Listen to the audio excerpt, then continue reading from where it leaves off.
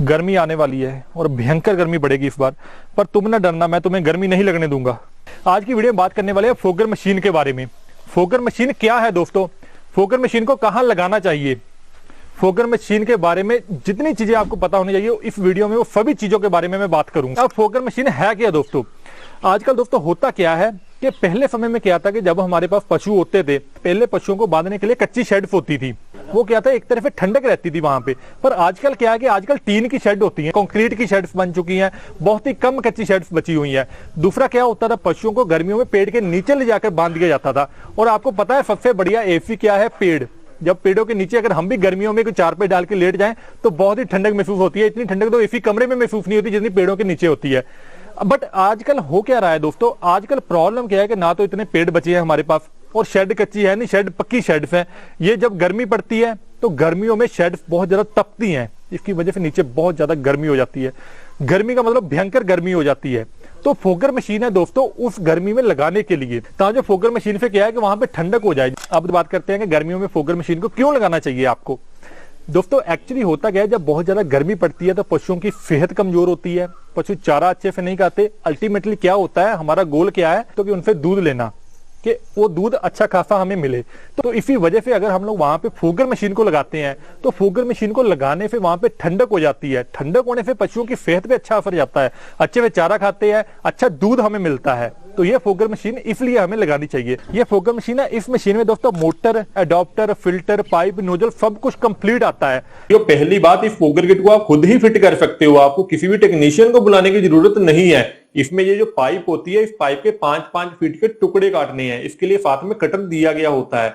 फिर इसमें ये नोजल्स लगानी है, इस टी के अंदर ऑलरेडी नोजल लगी होती है, आपने फिर इसको पुश करना है। ये एंटी लॉक वाला होता है, वैसे ये निकलेगा नहीं, लॉक को अंदर दबाएंगे तो ये आराम से बाहर निकल जाएगा। इस सभी पाइप को जोड़ने के बाद फिर इसको शेड में ऊपर की तरफ टांगना है।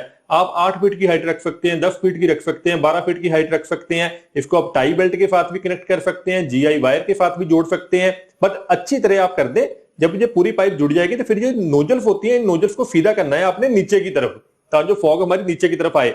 अब यहां से हम लोग टी डाल के अपनी फोगर किट को इन नोजल्स के साथ कनेक्शन कर देंगे। अब ये आ गया आउटपुट दोस्तों, फिल्टर से आउटपुट चला गया और मोटर से इनलेट आ गया, जहां से मोटर पानी उठाएगी। ये 4-5 फीट से ज्यादा की हाइट मोटर की ना रखें जहां से पानी उठाना है। लास्ट में जब एक बार पानी निकल जाए फिर एंड कैप लगाएं और फिर इसको बंद करें। अब फोगर शानदार तरीके से चल रहे हैं दोस्तों।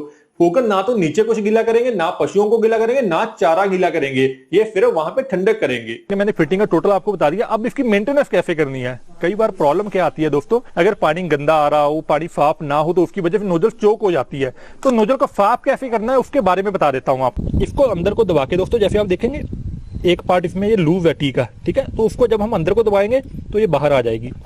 अब इसको बाहर निकालने के बाद दोस्तों ये ओपनेबल होती है, इसको खोल लेना है हमें। तो इसके पार्ट्स को ध्यान से एक ही जगह पे खोल लें।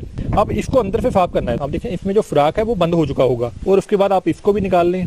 एक इसमें स्प्रिंग होता है, एक ये छोटा सा पार्ट और होता है। बाद में इसको अच्छी तरह साफ करने के बाद आपने फिर से इसको लगा देना है और ये नोजल जो है साफ हो जाएगी। इसको टाइट कर दिया, बाद में जब मैं दोबारा फिट करूंगा कि ये फिर से नोजल चलने लग जाएगी, तो उसमें 20 नोजल वाली किट लग जाएगी। अब एक बात का आपने ध्यान रखना है, जैसे यहाँ पे तो पशुओं की एक लाइन है और 20 फीट की चौड़ाई है।